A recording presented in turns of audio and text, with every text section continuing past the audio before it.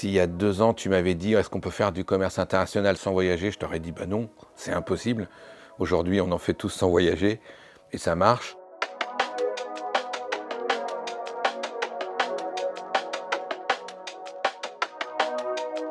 C'est 70 pays à l'international, c'est 13 filiales, donc c'est un job où je voyage en permanence, et qui répond à mes attentes depuis toujours. Donc moi, c'est un endroit où je suis heureux.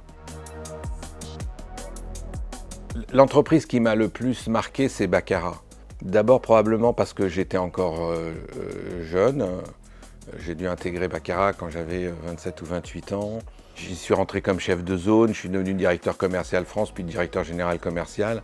C'est une des plus belles maisons que j'ai pu voir. Tout est fait à la main, entièrement dans la ville de Baccarat. C'est une renommée internationale incroyable. C'est une entreprise qui m'a mis le pied à l'étrier de la manière la plus notable. Moi, je dois dire que je me suis dit ça va être le chaos. Et là, c'était sous-estimer l'intelligence collective. S'il y a 2 ans, tu m'avais dit est-ce qu'on peut faire du commerce international sans voyager, je t'aurais dit bah non, c'est impossible. Aujourd'hui, on en fait tous sans voyager et ça marche. Est-ce que c'est mieux? Non, moi je trouve pas. Je trouve que le contact humain reste important, sentir les choses, les gens, les marchés. Mais oui, ça a révolutionné nos modes de travail. Content d'avoir connu cette période. Je serais content d'en sortir, hein, définitivement.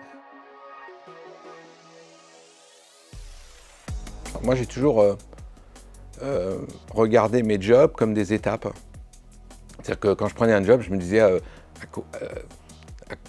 qu'est-ce que ça va m'ouvrir après, qu'est-ce que ça va me permettre de faire après, et pas comme une fin en soi, quoi.